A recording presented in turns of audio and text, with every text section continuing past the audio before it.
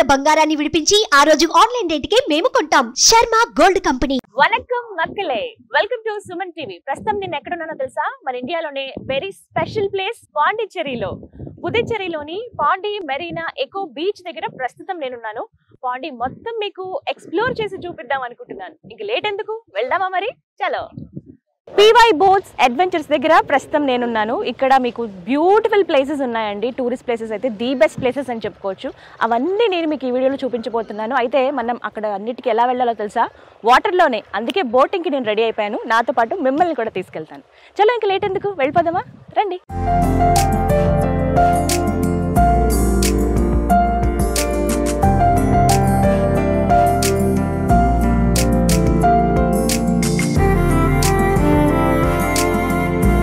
Wow, నిజంగా ఎంత beautiful place తెలుసా? పుదుచ్చేరి చాలా బాగుంది. యాక్చువల్లీ నేను విన్నాను ఇలా చాలా బాగుంటుంది ప్లేస్, రావాలే కానీ ఎక్స్పీరియన్స్ చేయాల్సిందే, మాటల్లో చెప్పలేము అని అన్నారు. ఇక్కడికి వచ్చాక నాకు అర్థమైంది అంత బాగుంది.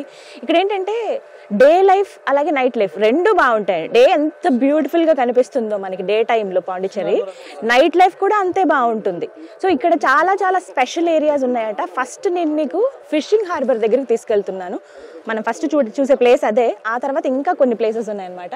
వచ్చేసాం, ఆల్మోస్ట్ దగ్గరలో ఉన్నాము. మనకి ఇక్కడ నుంచి ఒక 5-6 ప్లేసెస్ చూపిస్తారు. ఇవన్నీ కూడా వాటర్లోనే, బీచ్ అంటే సముద్రంలోనే మనం వెళ్లాల్సి ఉంటుంది. సో అందులో ఫస్ట్ మనం చూసేది ఫిషింగ్ హార్బర్. ఇక్కడే దాదాపుగా మొత్తం చేపలని మార్కెటే ఇక్కడ మనకు కనిపిస్తుంది. డైరెక్ట్గా వచ్చి కొనుక్కునే వాళ్ళు చాలా మంది ఉంటారు. మనకి వేరే వే కూడా ఉంది, నార్మల్ రోడ్ వే.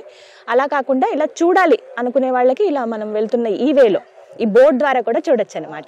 ఇదిగోండి బోట్స్ చూస్తున్నారా? దగ్గర ఒక 10-15 మంది దాకా ఎవరైతే చేపల వేట కోసం వెళ్తారో వాళ్ళు ఇంకా వాళ్ళ లైఫ్ అంతా అక్కడేనండి. ఒక 15 days వరకు వాళ్ళు ఇంకా కనిపించరు, మొత్తం సముద్రంలోకి వెళ్ళిపోతారు.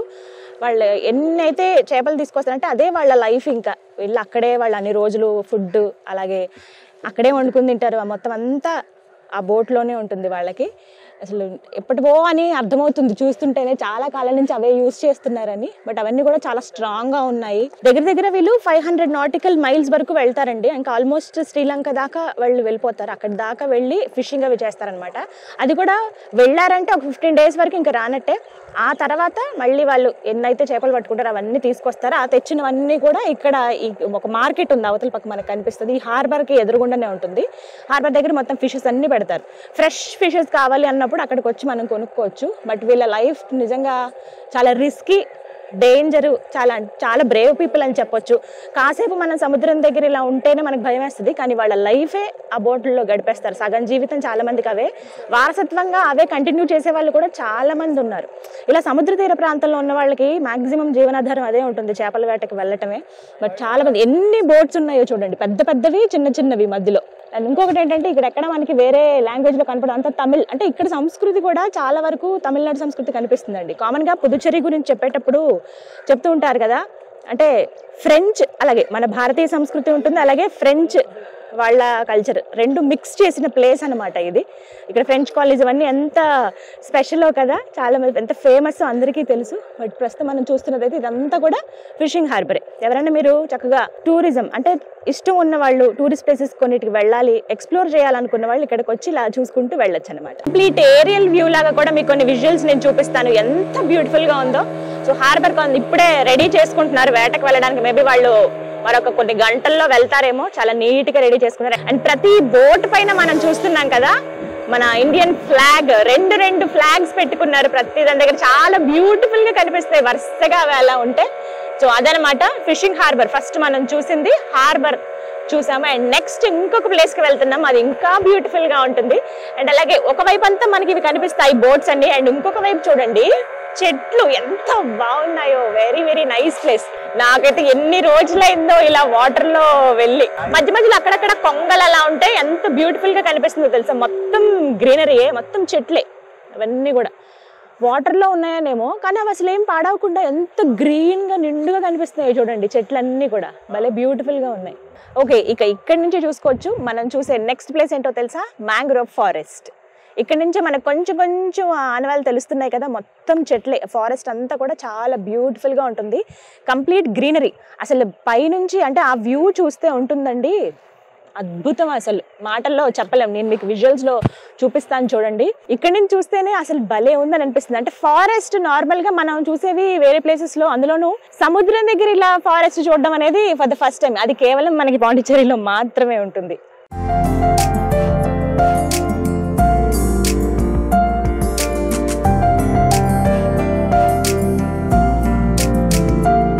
ఓకే, మ్యాంగ్రోవ్ ఫారెస్ట్ లోపలికి మనం ఎంటర్ అయిపోయాము. ఎంత బ్యూటిఫుల్ గా ఉందో కదా. నేనైతే హాలీవుడ్ సినిమాల్లో చూసాను, ఇలా చక్కగా వాళ్ళు ఇలా బోట్లో వెళ్తూ ఉంటారు, ఇటు ఇటు ఫారెస్ట్ కనిపిస్తుంది. నిజంగా వేరే ప్రదేశంలో ఎక్కడో ఉన్నాం అనిపిస్తుంది. ఇండియాలోనే ఇంత బ్యూటిఫుల్ ప్లేస్ ఉందా అని నాకే ఆశ్చర్యం అనిపిస్తుందండి. ఎంత బాగుందో గ్రీనరీ, నాకైతే భలే హాయిగా అనిపిస్తుంది. ఆ గ్రీన్ కలర్ చాలా ప్రశాంతతనిస్తుంది మనకి చూడడానికి కదా. ప్రకృతి ఎంత అందంగా ఉందో. మొత్తం అన్ని చెట్లేనండి కంప్లీట్గా. మళ్ళీ ఒకే రకం చెట్లు ఉన్నాయి చూసారా, మధ్య మధ్యలో వేరేవి కాదు, అన్ని ఒకటే రకం చెట్లు కనిపిస్తున్నాయి. సన్సెట్ అవుతూ ఉంది. అసలు అద్భుతమైన లొకేషన్ అండి, చాలా చాలా బాగుంది. ఇంకా కొంచెం సన్ డౌన్ అవుతున్న కొద్దీ ప్రకృతిలో అందం పెరిగిపోతూ ఉంటుంది. ఇంకా అంటే అసలు కరెక్ట్ టైం అనమాట మనం చూడాల్సింది. నేను పర్టికులర్గా అడిగాను. యాక్చువల్లీ ఇది మార్నింగ్ మనకి 9-10 నుంచి స్టార్ట్ అవుతుంది. బట్ 5 లోపు మనం ఇక్కడికి వచ్చేస్తే కనుక బోటింగ్ ప్లేస్ దగ్గరికి, ఎక్కడైతే మనం ఇప్పుడు దాకా మీకు PY బోట్స్ చూపించానో అక్కడికి వచ్చేస్తే పర్వాలేదు. బిఫోర్ 5 అనమాట. 5 దాటితే అలౌ చేయరు. సో 5 లోపు కనుక మనం ఇక్కడ ఉంటే ఎంత త్వరగా మనం బోటింగ్కి వచ్చేస్తే ఒక మంచి బోట్ మనకి ఇస్తారు. ఇంకా ఇదేంటంటే చాలా వరకు దగ్గర ఒక 10 to 12 మెంబర్స్ పడతారు. లేదు నాకు స్పెషల్గా కావాలి బోట్స్ అన్నా కూడా అలా రావచ్చు. ఫ్యామిలీస్తో వచ్చినప్పుడు, లేదా ఎక్స్ప్లోర్ చేద్దామని సింగిల్గా వచ్చిన వాళ్ళు కూడా ఉంటారు. అలాంటి వాళ్ళు ఈ మధ్య కాలంలో చూస్తున్నాం కదా, వాళ్ళు రావడానికి నిజంగా చాలా బాగుందండి. భలే అసలు వెళ్తున్నారు వీళ్ళు ఎక్స్పర్ట్స్ తెలుసా. చాలా మంది ఉన్నారు, దగ్గర ఒక 20 to 30 మెంబర్స్ ఉంటారేమో ఇలా బోట్స్లు మనకి తీసుకెళ్లే వాళ్ళు. ఆ అన్న వాళ్ళని చూడండి, అసలు భలే ఉన్నారు వాళ్ళు. పా ఎంత బాగుందో చూడండి. ఇందాకంతా ఒక ఎత్తు, అంటే మధ్యలో ఎక్కడ మనకి ట్రీస్ అనేవి ఇలా కవర్ అవ్వవు, బట్ ఇక్కడ పర్టికులర్గా మనం కొంత దూరం వచ్చిన తర్వాత ఇలా పైకి కవర్ అవుతున్నాయి అనమాట. ఎంత బాగుందో ఈ ప్లేస్. ఇగో ఆల్రెడీ ఎంత స్లోగా ప్రశాంతంగా వస్తున్నారో వీళ్ళైతే. హాయిగా ఫ్యామిలీ వెళ్ళారు పిల్లలతోటి, భలే ఉన్నారు. హాయ్ హ్యాపీగా ఎంజాయ్ చేస్తున్నారు వీళ్ళు. ఎంత బాగుందో. పైనుంచి కూడా ఇలా చెట్లు కవర్ అయిపోయాయి, కంప్లీట్గా కవర్ చేసేసింది అనమాట. భలే బ్యూటిఫుల్ ప్లేస్ ఇది. ఇక మ్యాంగ్రోవ్ ఫారెస్ట్ దాటుకుని ఇంకొక అద్భుతమైన హిస్టారికల్ ప్లేస్కి నేను మిమ్మల్ని తీసుకెళ్ళబోతున్నాను. అదేంటో అక్కడికి వెళ్ళిన తర్వాత మీరే చూద్దరు కానీ. Let's go. కంప్లీట్గా ఈ బోట్ ట్రిప్ అంతా కూడా, అంటే ఇప్పుడు నేను మీకు చూపించబోయే ఈ ప్లేసెస్ అన్నీ కూడా చూడటానికి 1 hour టైం పడుతుందండి. పర్టికులర్గా బోటింగ్ కోసం అని మీరు 1 hour కేటాయించుకుంటారండి. బ్యూటిఫుల్ ప్లేసెస్ని చూడొచ్చు అనమాట. ఇప్పటివరకు చూపించినవి కేవలం 2 మాత్రమే. హార్బర్ చూపించాను, అండ్ అలాగే నెక్స్ట్ మ్యాంగ్రోవ్ ఫారెస్ట్ చూసాం. ఫారెస్ట్లోంచి మళ్ళీ రిటర్న్ అయిపోతున్నాం. ఇక్కడి నుంచి చెప్పాను కదా ఒక హిస్టారికల్ ప్లేస్ అని, అరిక్మేడ్, అక్కడికే వెళ్ళబోతున్నాము. చాలా విషయాలు చెప్పాలి అక్కడి గురించి. ఈ బోట్స్ చాలా చాలా బాగున్నాయండి, కంఫర్టబుల్గా. అంటే మనం అన్ని వైపులో చూడడానికి ఎక్కడ క్లోజర్ లేకుండా చాలా నీట్గా ఉంది. ఇవి కెపాసిటీ ఎంత అంటే 10+2 12 మెంబర్స్ కూర్చోడానికి ఉంటుంది చాలా కంఫర్టబుల్గా. ఎవరైతే పర్సన్ ఉన్నారో బోట్ని తీసుకెళ్లే వాళ్ళు, వాళ్ళకి కూర్చోడానికి అక్కడ సెపరేట్ ప్లేస్, అక్కడ ఇంజిన్ అవన్నీ కూడా. మిగతా అందరికి కంఫర్టబుల్ గా కూర్చోవచ్చు. పిల్లలు పెద్దవాళ్ళు అందరూ రిలాక్స్డ్ గా కూర్చుని నేచర్ ని ఎంజాయ్ చేస్తున్నారు అనమాట. చాలా మంది ఎదురొచ్చారు చూసాము, బట్ చాలా బాగుంది. ఇక్కడ ఏంటంటే లైఫ్ జాకెట్ మస్ట్. ఎక్కడైనా మనం చూస్తాము, బట్ వాటర్ లో వెళ్ళేటప్పుడు ఇది మాత్రం కంపల్సరీ మనకి. అంటే నచ్చినా నచ్చకపోయినా, ఇబ్బందిగా ఉన్నా ఎలా ఉన్నా సరే కంపల్సరీ లైఫ్ జాకెట్ వేసుకోవాలి. ఎంత ఈత వచ్చిన వాళ్ళైనా రాని వాళ్ళైనా ఇది రూల్ అనమాట. ఇంకా ఎందుకంటే మన సముద్రం లోపల వెళ్తాం, చాలా లోతు ఉంటుంది ఇవంతా కూడా. సో అవి ఆ సెక్యూరిటీ ఫస్ట్ మనకు ఉండాలి, ఆ సేఫ్టీ అనేది చాలా ఇంపార్టెంట్ కదా. అందులో భాగంగా లైఫ్ జాకెట్ కంపల్సరీ అనమాట. విజువల్స్ తీసుకోవడానికి కొంచెం మాకు ఏమైనా స్పెషల్ గా ఏమైనా చూపించండి అంటే, ఇట్లా లిఫ్ట్ అంట కంప్లీట్ గా ఇలా తిప్పారు. అండ్ అక్కడ మాకు నేను ఎక్స్పీరియన్స్ చేసింది ఏంటంటే, కొన్ని ఫిషెస్ ఇలా జంప్ చేస్తున్నాయి పైకి, భలే ఉంది అసలు.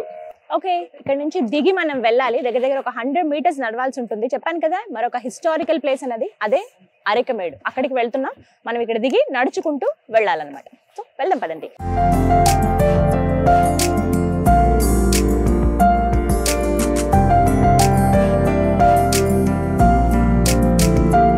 బోట్ దిగేసాము, కొంచెం దూరం నడవాల్సి ఉంటుంది. అరిక్మేడ్ మనం వెళ్తున్నాము. ఇక్కడి నుంచే ఇదంతా కూడా అడవే, మ్యాంగ్రోవ్ ఫారెస్ట్ కదా.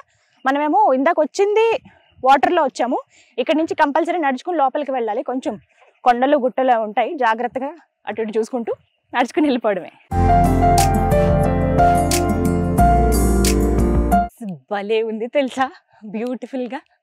సో ఇవన్నీ ఏంటంటే మనకి ఆ సన్లైట్ ఉన్నప్పుడే మనం చూడగలుగుతాం. సో అందుకనే నాకు అనిపించింది ఎందుకు 5 o'clockకి క్లోజ్ చేశారు ఇక్కడ బోటింగ్ అని అనుకున్నాను, కానీ ఇంత లోపలికి వచ్చాం మనం చాలా.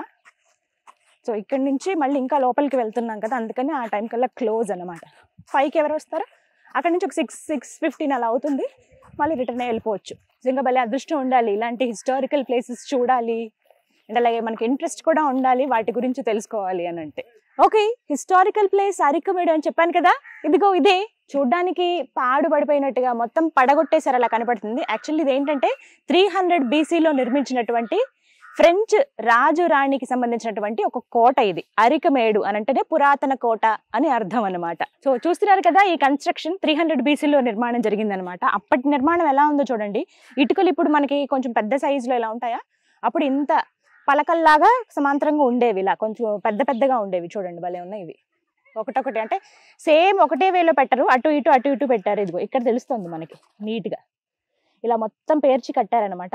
ఎంతో ఇష్టంగా ఫ్రెంచ్ రాజు రాణి కట్టుకున్నారంటండి ఇక్కడికి వచ్చి ఉండేందుకు. అంటే దాన్ని బట్టి అర్థం చేసుకోవచ్చు, వాస్కోడి గామా కంటే ముందే పోర్చుగీస్ వాళ్ళు ఈ ప్లేస్ని కనిపెట్టి ఇక్కడికి వచ్చి ఇక్కడ వాళ్ళ భవనాలు నిర్మించుకుని ఇక్కడ కొంత పరిపాలన చేసేవాళ్ళు, ఇక్కడ వాళ్ళ వ్యాపారాలు అవన్నీ కూడా జరిగేవంట.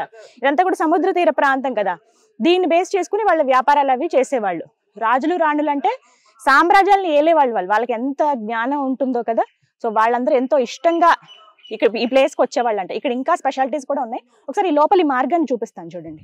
ఇదంతా కోటే, అంటే ఇక్కడ చెప్పాలంటే కేవలం అవశేషాలు మాత్రమే మిగిలాయండి, మొత్తం పడగొట్టేశారు. ఇగో ఇక్కడ నుంచి ఇదొక రూమ్ లాగా, అండ్ ఇక్కడ నుంచి ఇంకొకటి. ఎంత పెద్దగా ఉంది, చాలా పెద్ద ప్లేస్ ఇది. చుట్టూ కూడా రావి చెట్లు, మర్రి చెట్లు, తాటి చెట్లు కొన్ని చూస్తూ ఉన్నాము. ఇవన్నీ ఇక్కడ ఉన్నాయి. అండ్ ఇంకొకటి ఏంటంటే ఇప్పుడు మనం చూడొచ్చు, అప్పటి కాలం వాటికి ఇప్పుడు వేస్తున్నారు, దీన్ని మళ్ళీ రెనోవేట్ చేస్తున్నారు. అండ్ ఇంకొకటి ఏంటంటే ఇక్కడ గవర్నమెంట్, పుదుచ్చేరి గవర్నమెంట్ ఒకటే ఆలోచించింది, ఇలాంటి మాన్యుమెంట్స్ అంటే ఇలాంటి హిస్టారికల్ ప్లేసెస్ ని ముందు తరాలకు కూడా తెలిసేలాగా ఉండాలి, ఇవి కనీసం ఈ మాత్రమేనని చెప్పి ఒక మ్యూజియం ని ప్రాంతంలో ఏర్పాటు చేయబోతున్నారట. దానికి తగ్గట్టుగానే ఇక్కడ కన్స్ట్రక్షన్స్, మళ్ళీ పునర్నిర్మాణాలు అవన్నీ చేపడుతూ ఉన్నారు. రాజుగారి కోట అంటే మరి ఆ మాత్రం ఉంటుంది కదా, ఎంత హైట్ ఉన్నాయో చూడండి వాల్స్ అవి. ఒక్కసారి ఊహించుకోండి, మన డ్రీమ్స్ లో మనం లేకపోతే మన సినిమాల్లో మనం చూస్తూ ఉంటాం కోటలు అంటే ఎంత అద్భుతంగా పెద్ద పెద్ద గోడలతోటి అందంగా ఉంటుందో, అప్పుడు ఎంత వైభోగంగా ఉండేదో. ఇప్పుడు ఇలా వెళ్ళబోతోంది నిజంగా చెప్పాలంటే. కానీ చాలా బాగుంది ఈ ప్లేస్ అయితే, చుట్టూ చెట్లే. అసలు సముద్రానికి దగ్గరలో ఎలా నిర్మించుకున్నారో ఆర్కియాలజీ డిపార్ట్మెంట్ వాళ్ళు చాలా ప్రెస్టీజియస్ గా తీసుకున్నారు ఈ ప్లేస్ ని. ముందు తరాల వాళ్ళకి తెలియాలి హిస్టరీ ఏంటి అని అందులో భాగంగా ఇలాంటి వాటిని కాపాడుతున్నారనమాట. మళ్ళీ రెనోవేట్ చేస్తూ ఉన్నారు. దానికి ఇగోండి గుర్తులు, ఆయన ఇక్కడ పని చేపిస్తున్నారు దగ్గరుండి. సో మధ్యలో టూరిస్టులు వస్తూ ఉంటారు, చూసి వెళ్తూ ఉంటారు. వాళ్ళకి నిజంగా మంచి రిలాక్సింగ్ ప్లేస్ అనమాట ఇది. అరికమేడు అంటే ఈ పురాతన కోట పక్కనే ఇంకొక అద్భుతమైన ప్లేస్ ఉందండి. అదేంటో తెలుసా? ఇగోండి ఇక్కడే. ఇదేంటి చెట్టు చూపిస్తున్నాను అనుకుంటున్నారా? చెట్టు కాదు, ఇది ఒక సొరంగ మార్గం అండి. ప్రస్తుతం ఇది క్లోజ్ చేశారు.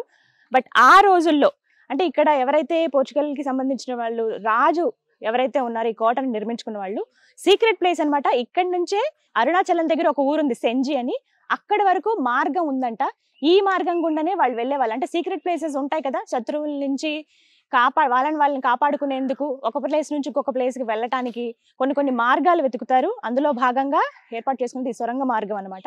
మొత్తం అంతా కూడా కవర్ చేసేసారు కంప్లీట్ గా. ఇక్కడి నుంచి అంటే దగ్గర ఒక 100 కిలోమీటర్స్ ఉంటుంది. ఇక్కడి నుంచి అంటే మనం ఇప్పుడు ఉన్న పాండిచ్చేరి నుంచి అరుణాచలం 100 కిలోమీటర్స్ వస్తుంది. సెజ్జి అనే ఊరు ఏదైతే ఉందో అరుణాచలం దగ్గర, అక్కడి వరకు ఈ సొరంగ మార్గం ఉందన్నమాట. ఈ మార్గం గుండానే ఆ ఊరి దాకా వెళ్ళేవాళ్ళు. ఓకే, అరికమేడు చూసాం కదా హిస్టారికల్ ప్లేస్ ని. నెక్స్ట్ ఇంకొక ప్లేస్ చూపించబోతున్నాను. ఓవైపు సముద్రం, మరోవైపు నది, ఈ రెండు కలిసిన ప్రదేశానికి ఇప్పుడు మిమ్మల్ని తీసుకెళ్ళబోతున్నాను. వెళ్దామా మరి? చలో చలో చలో చలో.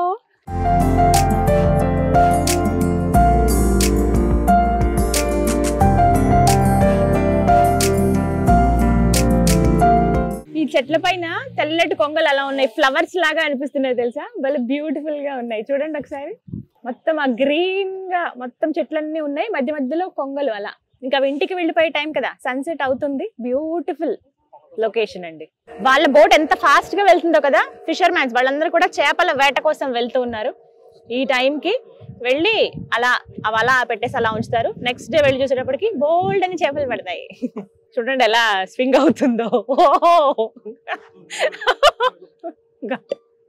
అబ్బా, సన్ చూడండి ఎంత బాగుందో. ఇక్కడ నుంచి ఆరెంజ్ కలర్ సన్సెట్ అవుతుంది, అలా వెళ్ళిపోతున్నాడు సూర్యుడు.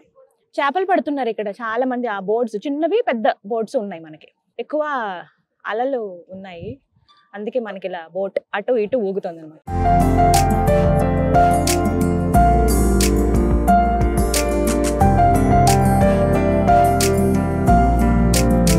ఎగ్జాక్ట్ గా ఇదే ప్లేస్ అండి, నది మరోవైపు సముద్రం రెండు కలిసిన ప్రదేశం అన్నమాట.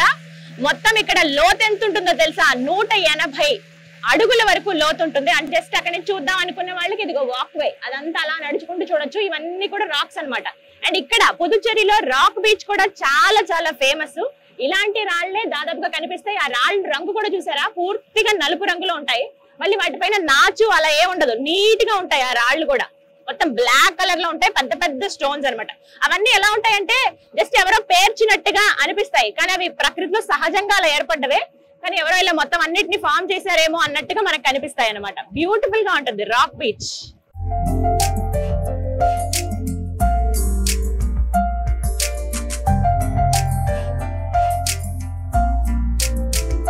ఇక్కడ చూడొచ్చు ఎన్నో కుటుంబాలు చేపల వేటపైనే ఆధారపడి ఉన్నాయన్నమాట. ఇవన్నీ ఫిషింగ్ బోట్సే కంప్లీట్ గా, ఈ చిన్న పెద్ద ఇవన్నీ కూడా ఫిషింగ్ బోట్సే. ఇంకొన్ని ఇలా మనకి టూరిస్టులు ఎవరైతే వస్తారో వాళ్ళు వెళ్ళటానికి అనమాట.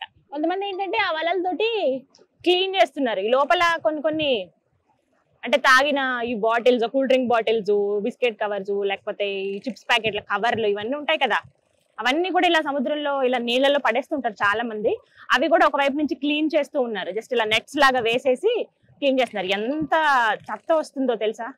కానీ అదొక్కటి మనం తెలుసుకోవాలండి, ఇంత బ్యూటిఫుల్ ప్లేసెస్ ని మనంతట మనమే పాడు చేసుకుంటున్నాము. అలా పాడు చేయకుండా ఉండాలంటే మనం వాడిన వస్తువులు ఏవైతే ఉంటాయి, కవర్స్ చిన్న చిన్నవి మన దగ్గరే ఉంచి తర్వాత బయటకి బోట్ దిగేసిన తర్వాత బయట పడేస్తే ఓకే, అక్కడ అది కాల్చడమో ఏదో ఒకటి చేస్తారు. వాటర్ లో ఉన్న జీవరాశులు కూడా ఎంత ప్రాబ్లమో, అవేవో ఫుడ్ ఉన్నాయి కదా అని తినేస్తాయి, వాటి గొంతు కట్టుపడిపోయి చనిపోవడమో లేకపోతే ఏదో ఒక ప్రాబ్లం వాటికి అవ్వడమో ఇవన్నీ అనమాట. ఎందుకు మనం అలా పాడు చేయడం ఈ అందమైన ప్రకృతిని? అదే నాకు అనిపించింది ఇందాక. అసలు మొత్తం ఒక కవర్ తోటి ఒక నెట్ అంతా ఇంత చెత్త తీశారు. అన్ని కూడా కవర్స్, గ్లాసులు, వాటర్ బాటిల్స్, ఇవన్నీ ప్లాస్టిక్ ఇవన్నీ ఉన్నాయి. మనం ఎక్కడైతే స్టార్ట్ అయ్యామో అదే ప్లేస్ కి వచ్చేసాం. 6:13 అయిందండి టైం. 1 అవర్ పట్టింది ఎగ్జాక్ట్ గా, చెప్పాను కదా 1 అవర్. ఇంకా మధ్యలో కొంచెం ఎక్కువసేపు మీకు అవన్నీ చూపించాలనే ఉద్దేశంతో ఎక్కువసేపు ఆగాం మేము. మామూలుగా అయితే జస్ట్ ఇలా వెళ్ళి తీసుకొచ్చేస్తారు. వీటికి సెపరేట్ గా ఛార్జెస్ ఉంటాయి, ఒక్కొక్క పర్సన్ కి ఇంత అని చెప్పి. సో అలా ఛార్జ్ చేస్తారు. మనం ఫ్యామిలీస్ గా అంటే గ్రూప్ ఆఫ్ పీపుల్ వెళ్తే ఎంజాయ్ చేయడానికి చాలా చాలా బాగుంటుంది. తప్పకుండా రండి. టూరిస్ట్ ప్లేస్ ఉంది, ఎప్పుడు మేము వెళ్ళలేదు పుదుచ్చేరి అన్న వాళ్ళకి అర్థమయ్యేలా ఈ వీడియో నేను మీకు అందిస్తున్నాను. ఓకే, నా బోటింగ్ కంప్లీట్ అయిపోయింది. నిజంగా బ్యూటిఫుల్ ప్లేసెస్ అండి, చాలా చాలా అంటే మంచిగా తీసుకెళ్లారు బోట్ లో. అన్ని ప్లేసెస్ చూడగలిగాము. అండ్ అలాగే ఎక్స్ప్లోర్ చేయాలి అనుకున్న వాళ్ళకైతే ది బెస్ట్ ఎక్స్పీరియన్స్ అవుతుంది డెఫినెట్ గా. సో మీరు కూడా రండి పుదుచ్చేరిలో ఇప్పుడు నేను మీకు చూపించినటువంటి పాండి మెరీనా బీచ్.